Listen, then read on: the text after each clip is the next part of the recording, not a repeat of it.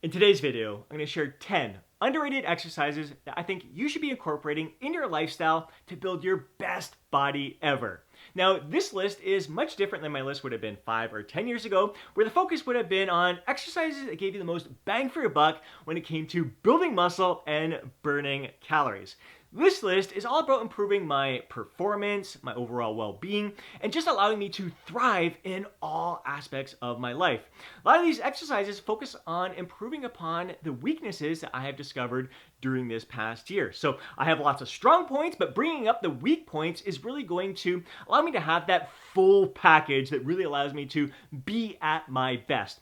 Exercise number 1 is hip flexion. Now, this is something that I became aware of years ago when I went to see a muscle activation technique specialist, where he mentioned that, sure, like your quads are strong, your hamstrings are strong, you spend all this time building great legs, but your hip flexors are weak. He found that my TFL, the tensor fasciae lata up in the hip area here, wasn't activating properly. So that was causing my quadricep to do more work than it was meant to do. And why I was more prone to injuries with my quadricep, little slight pulls, little slight tears that were kind of hindering my progress there. So I became aware of that years ago, did some practice with him, got expenses over time, so I let that go and just kind of instead of continuing to improve upon that, the weaknesses just returned, and I just really wasn't paying much attention to that until yoga this year. We'll get to that in a moment there, but exercises to improve your hip flexor strength. One of the most underrated exercises that you can incorporate in your weight training program is the hip flexion machine here. So if you have access to this in the gym, I'd incorporate it on whether you have a quadricep day or just a general leg day overall. Going for I'd say 12 to 15 repetitions is great, and you really want to make sure that you have a strong mind-muscle connection here. It's really easy to just thrust that weight up there. You want to make sure that you are engaging the hip flexor muscle. So take your time with the contraction. Don't rush this movement. You don't want to use other supporting muscles. It's very easy to just thrust it up using a whole bunch of different muscles, but you want to make sure you're focusing on the proper muscles that you're raising there. Now, if you don't have access to a hip flexion machine in your gym, you can use a mini band here. It's often called a psoas march. This is actually how I started strengthening upon my hip flexors a few months ago. I'm just doing some psoas marches in the house and really noticing a big difference from that right off the bat. But incorporating the machine in my overall training here has really had a dramatic impact on how I'm performing in all my leg exercises, whether it's a hack squat, pendulum squat, leg press, anything along those lines. I feel an improvement just by strengthening the hip flexor muscles there. Now, the second exercise that is underrated is the L-sit. And this is the movement that actually made me aware of recently the weakness in my hip flexors there. So as soon as I did this in yoga class, hands were on the ground at the time, raise your feet up off the ground, my quads started cramping up. So it was a sign my quads were doing all the work, my hip flexors weren't engaging at all. It was intense pain. I'm oh my God, I had to stop immediately. Now, when you're doing this at home, if it bothers your wrist, I still recommend you build up a tolerance to it over time with your wrist in that position. But you can use handles on the ground or even place dumbbells, hex dumbbells on the ground, just to get your wrist in a more neutral position.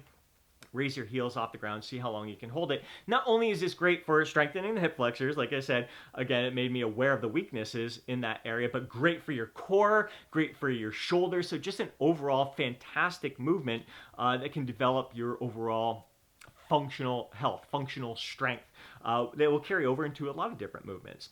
Exercise number 3 is the scapular retraction exercise. This is something I've incorporated into my training over many years now. Absolutely love it. Very similar to a shrug. So a lot of people incorporate shrugs. I don't know why they do it on shoulder days, more of a back movement, working your traps there. Your traps make up a good portion of your back thickness there. So a lot of people do a shrug, so in the vertical plane there, but I love doing scapular traction in the horizontal plane there. Again, these muscles your traps, your rhomboids are involved in any kind of rowing movement there, rear delts and all that stuff. But when you're just doing a scapular retraction, it's going to really focus on those exercises. I like to do this movement at the end of a back workout, so I'll either do a shrug in the vertical plane there, or I'll do it in the horizontal plane using a seated row machine, or maybe I'll do a prone shrug where I got my chest on an inclined bench or a special bench in the gym there, like you may see in some of these videos here. It just feels incredible. It's great for your posture. It's great for your shoulder health. Like for a lot of us, we tend to be our shoulders rounded forward, especially if you're working at a desk job or doing anything where hands are always in front of you. So shoulders rounded forward, this is going to help bring them back, really strengthen those muscles, but it's really going to, again, thicken up those trap muscles, which are very impressive. So great for functional strength as well as aesthetic appearance as well. So exercise number 4 is the single leg Romanian deadlift. You can also do using a dumbbell, a barbell, or just your body weight, doing an anterior reach or what we call a toppling tree in yoga there. So if you're going to use a dumbbell or a kettlebell, you're going to want to have that dumbbell in the hand of the leg that is going up in the air, just to counterbalance the leg that's planted on the ground. So opposite from the leg that is planted on the ground. And again, it's great for counterbalancing weight. You can have dumbbells in both hands or kettlebells in both hands as well. But you may want to start with just an interior reach there. So just using your body weight, you can put like a pylon on the ground or like a yoga block on the ground. Reach for that with your hand. The other arm is going to stay down on your side. Now, what I like to do with all of these movements, no matter what variation you're going to do, you want to make sure that you're spreading your toes out wide. You're really getting a good base of support, and you're evenly distributing the weight across the bottom of your foot. So this was an exercise that exposed the weakness of my inner thighs. So I found that my weight was always shifting outwards. I was always on the outer aspect of my foot, which was creating a lot of tightness, stiffness in the outer aspect of my thigh there, and my hips. They were doing a lot of the work, and oftentimes whenever you have a stiffness or tightness with your body, it's usually because the opposing muscle is weak. So I really noticed that when I started trying to evenly distribute the weight in my foot, I started tipping over. I didn't have my balance, so I had to force it. Again, you want to have a strong mind-muscle connection with this exercise. You want to be aware if the body weight is outwards, shift it inwards. If you tip over a little bit, work on that. That gives you something to work on and improve upon. When you're doing body weight, whether it's the anterior reach, any of these exercises, you want to be aware that you are not opening up your hips. Your hips aren't facing outwards. You want to make sure that your hips are like with that leg that's raising up. You don't want to open up your hips and face them outwards. You want to make sure you're squaring your hips in. In yoga, when we're doing the toppling tree here, the instructors will often ask to scissor your inner thighs. So you're really trying to drop both inner thighs. So I'm trying to rotate my inner thigh with the planted leg down, and the outer leg that's up in the air, trying to rotate it inwards as well. So really bringing them in together. Again, it's great mind-muscle connection. Again, making you aware of weaknesses that you may have in your body. So single leg Romanian deadlift, toppling tree, anterior reach, any of these. You can use a barbell if you want. You can use a landmine if you want with this exercise as well. This brings us to, again, the inner thigh weaknesses. Using the inner thigh machine, adductor machine, whether it's a machine or cables instead.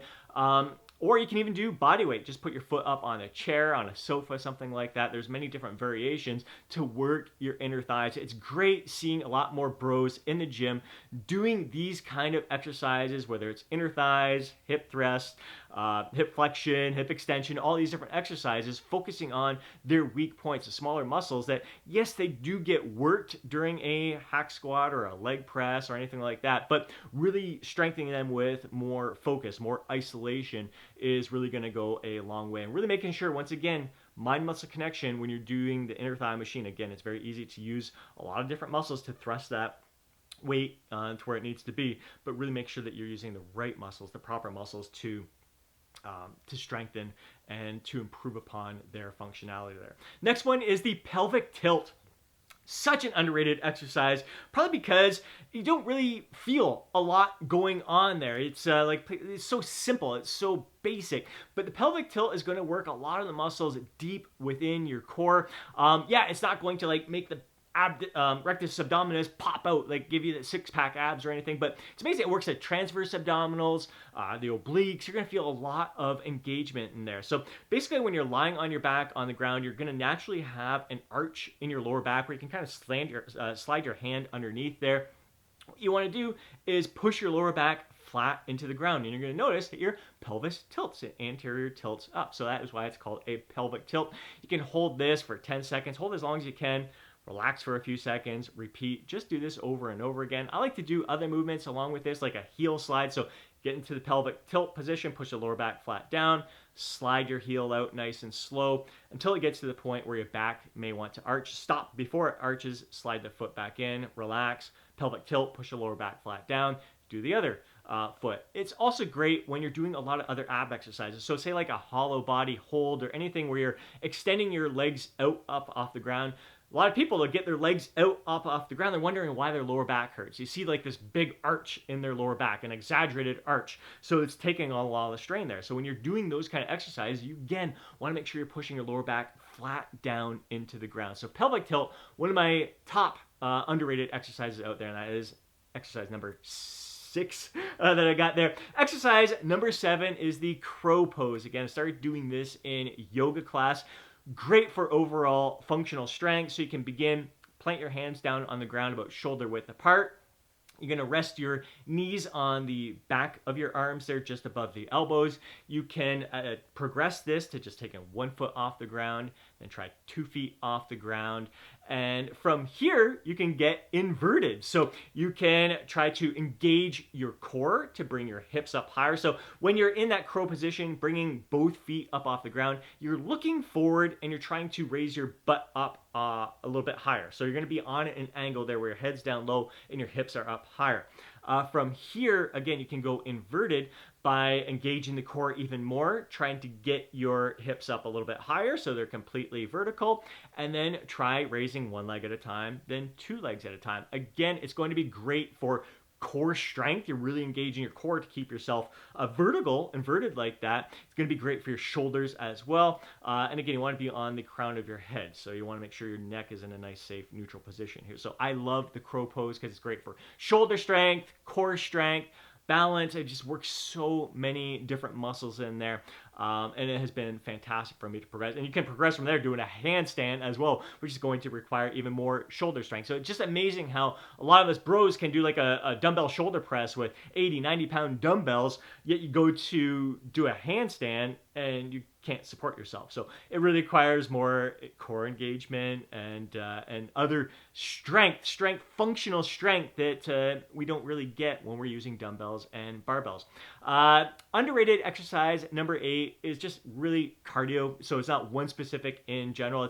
It's one specific exercise. It's a general cardio overall, improving your cardiovascular health. Again, this list is all about building your best body ever, which isn't just physical appearance, it's your overall health, your overall well-being. Your cardiovascular and circulatory health is crucial for your best body. Not only is it going to help eliminate waste products from your body while you're training, it's going to help deliver nutrient-rich blood to your muscles when you're recovering, and just a strong heart, strong lungs is going to just improve your overall well-being, brain health, all that great stuff. There's just so many great benefits. But doing cardio that you enjoy, cardio that doesn't beat you down, this can be different for every person there. I tried getting back into jogging last summer.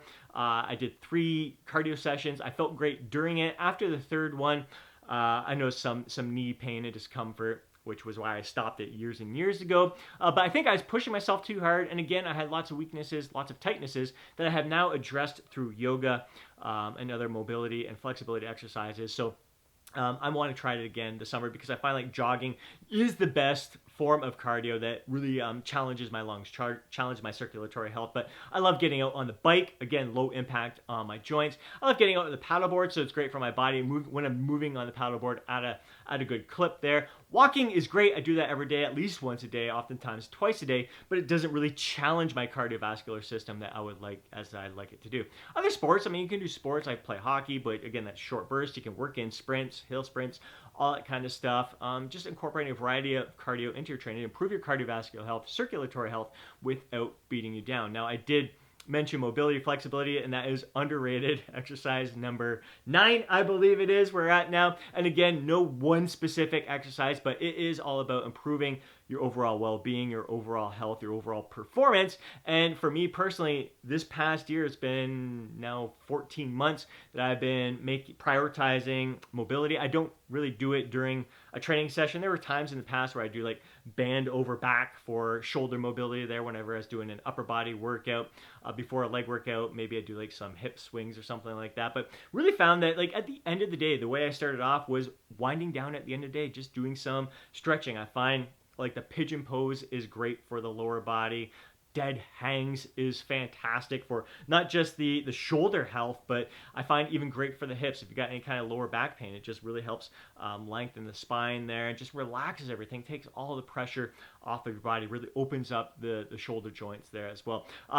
So again, using it as part of the wind down routine, which at the end of the day, which helps me sleep better, just relieves my stress. So it's a great activity then, but just incorporating yoga into my weekly practices there. So finding the right structure between weight training and yoga has been really key to improving my overall health, my overall well-being. So having a full dedicated mobility and flexibility practice, and then have a dedicated weight training practice. I find that just when it comes to weight training, I don't want to spend too much time doing any kind of mobility work. So I just do some light warm-up sets, work-up sets, and get right at it rather than doing a bunch of mobility stuff that takes up too much time. So highly encourage you to work that in there. And then the 10th underrated exercise is pushing the plate away. When you are learning to eat to that point of satisfaction, eat in moderation, really gaining control over your portion sizes, it will pay huge dividends in you feeling your best. Not only are you going to feel victorious pushing that plate away,